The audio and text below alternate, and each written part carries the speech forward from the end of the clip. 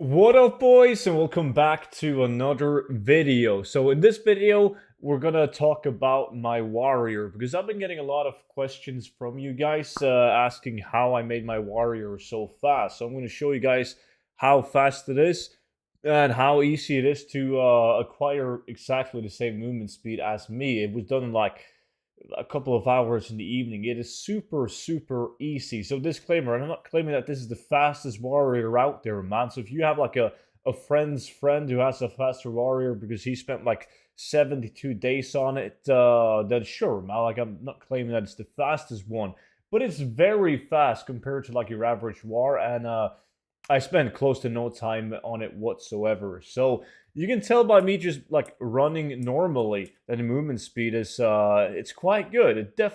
It's like I'm in cat form on a druid running around in a war. So I'm level 45, which is a good level for Bear Tatar. It gives you a very good use of it. The higher level you are with Bear Tatar, the less movement speed percentage you're going to get. So this is not on a level 60 warrior. That's a completely different set.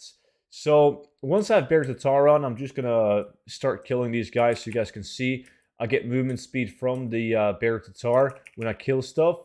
And then I can also use Heroic Leap, gain even more movement speed, and then I had the weapon enchant wind walk that increased my movement speed by 10%. But we're going to go through like all of the gear on this tune and how to acquire it. I just wanted to kind of like give you guys an idea on the speed of this war. I can also charge the mobs, but sometimes it feels like charging the mobs is slower than just running towards the mobs. Man, that's how fast it is. It's absolutely insane. And it's a lot of fun to play a war because I'm used to playing a druid spamming swipe. Now it's no different. Like if you look at my action bars, it's just whirlwinds. But it's still fun with like heroic leap and so on. Like I truly enjoy playing on this war, and it was great that it didn't take me that long to set it up. And heroic leap is just insane. The leap, and then obviously you get like 70% movement speed or something like that. Yeah, 70% after landing. It's really, really good. So I mean, I'm over halfway through Mana Tombs already, man, on this speed set tune. So we're going to talk a bit about the gear. Let me just clear this room right here, and then we'll talk about the gear pieces and how you can be as fast as I am. And this works for a lot of classes. Like you don't have to be a war. It works on most classes actually. So this add-on right here, Monkey Speed, shows you my movement speed, and completely unbuffed, I'm sitting at like 162%, which is nice. But then when I kill a mob with Bear Tatar, I'm gonna be at 176, right? So that's pretty much steady because you're always going to be able to kill a mob within 5 seconds, so I'm always going to be at 176. And when my Windwalk procs, which is often, I'm at 186. And then, like when I use Heroic Leap and Charge and so on, obviously I'm going to be way faster at 260.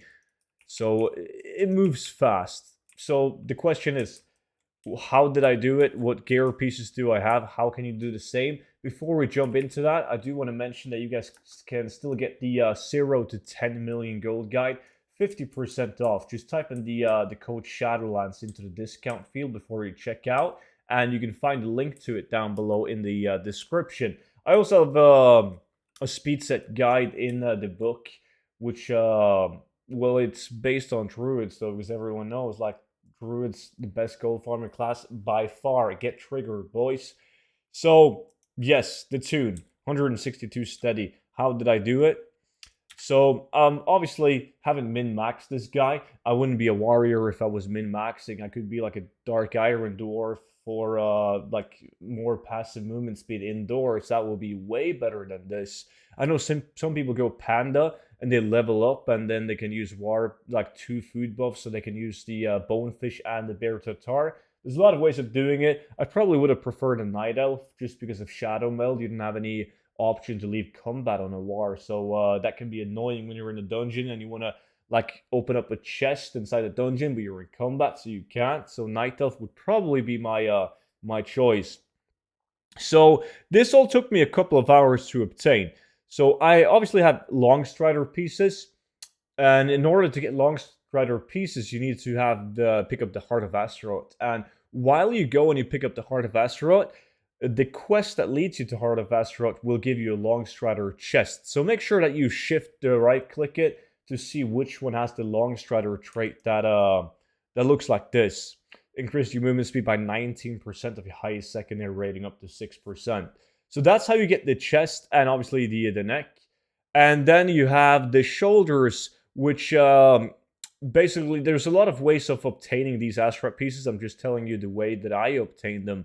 But these shoulders right here was obtained by setting up garrison in Voldun. So it depends if you're Horde or if you're Alliance, right? But me, like I was setting up a garrison in Voldun. Like you pick up the quest, like basically in Borealis, like on the ship, you pick up the quest and you can like set garrison in the different zones. If you Horde, you can set up garrison like Stormsong Valley, Territory Sound, or Drustbar.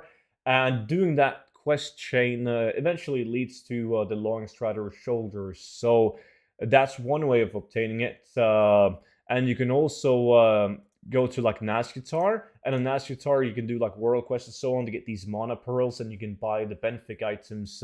Even if you have like main tunes that have already unlocked the Nazgutar, you can send the asteroid items to your alt, but your alt has to be level 50, not 45, which is not a big deal. Like level 50 is probably the most optimal way for most of you guys, and we're going to come back to why that is. So that's the way, some ways to obtain the Long Strider on shoulders. The headpiece is obtained, well, the one that I have at least for 45.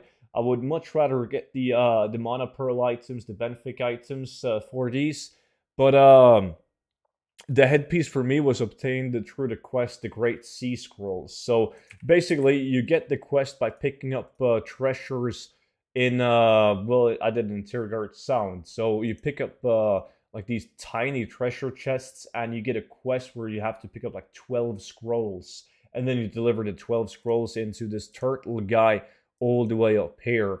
So when you lock your experience, I think it's impossible, if not really hard, to get the quest at all. I've tried on many tunes. I've never been able to get the quest while I've had my experience locked. So I just got a viewer of mine be able to share the quest with me. So I would just have to go and pick up the scrolls in order to get my my headpiece. So that's the Asteroid items. Many ways of obtaining Asteroid items with Long Strider. The most important thing, it doesn't really matter how you do it.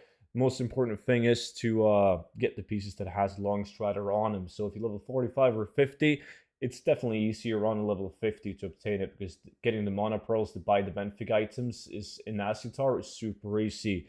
So besides from that, I have, well, I play a War, so I can use a two-handed. So I got the Rune Blade of Baron Riven there, which gives me 10% movement speed. It's really good. And you obtain that by running Stratholm on the east side entrance, the side entrance, killing Baron Riven there, the guy who also drops the mount. He can drop that blade, very good. And then obviously I have enchanted my weapon with Windwalk. That's the one that has a chance to increase your movement speed by 10%. Besides from that, every single item that I have, besides from, I'm missing one trinket and the legs, but everything else has plus speed on it. And I spent like less than 5,000 gold just buying these items, like plus 9 speed, plus 7 speed, plus 9 speed. The rings don't have plus speed. It's hard to get rings with plus speed and sockets, or any item with plus speed and sockets, but you definitely want to pick up these gems right here. So you have the Straddling gems, the Straddling Sage Agate with 5% movement speed, and then you have the budget version of it, but they do stack now. Like back in the days, they actually didn't stack. But now that's a total of 8% movement speed just from gems. And it goes like that on like trinkets and everything. It all has plus speed. So enchants, I did mention it with Windwalk. And then you also want to enchant Cloak. I have 2% plus speed. If you're level 50, you can pick up the plus 20 speed, the Shadowlands version. And then obviously you want to get the gems. You want to get minor speed increase on boots. That's a 10% speed increase. So definitely do that. Even if you have a very bad speed set, just getting that enchanted alone, 10% movement speed is great. And that pretty much rounds up the entire speed set. So Very, very easy to obtain. Just go and pick up 3 asteroid items. If you're level 45, you can do the methods that I use to obtain it. If you're level 50, just go and get the Benfic items by farming the currency, the mana pearl thingies.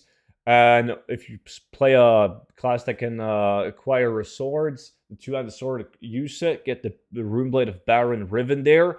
Make sure you buy every single plus speed item on the auction house. Very, very easy. I'm going to link down below my original speed set video where I show you guys how to search for plus speed items using the website, the Undermine Journal. And I also talk about getting the asteroid pieces from Mana Pearls if you guys want to do it in level 50 tune. And many of you, as I mentioned earlier in the video, want to do it on level 50 tune. The reason for that being, if you're doing a dungeon, let's say you're doing Uldaman, like you're farming transmogs in Uldaman, and once you kill the last boss, you're going to be stuck in Uldaman. And unless you're playing like a druid or a monk, you won't have any ways of leaving the dungeon besides from walking all the way out from the dungeon, and that takes a lot of time. So druids and monks, they can just teleport out and then back in again with Sen and with the teleport dream grove thingy.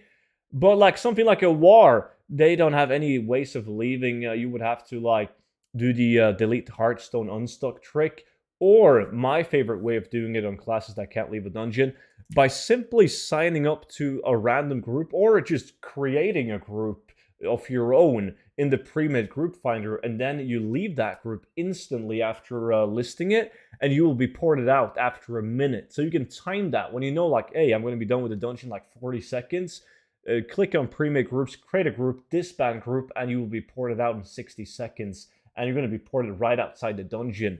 But you can't do that on level 45 ever since Shadowlands, right? You have to be 50 in order to use the pre-made group service. So being 50 has a lot of benefits. The benefits of being 45 is that the plus speed stat scales better. Like you need less plus speed in order to get the same movement speed percentage as level 50 would. So let's just, for easy numbers, say that plus 10 speed would give me 2% movement speed on level 45. But in order to get 2% movement speed on level 50, you would need the 15 plus speed. So due to scaling. And also Bear Tatar scales better on a 45 due to that same reason than it does on a level 50. But hey, if you guys got any questions whatsoever, leave them down below in the comment section. I'm going to do my best to answer every single one of them.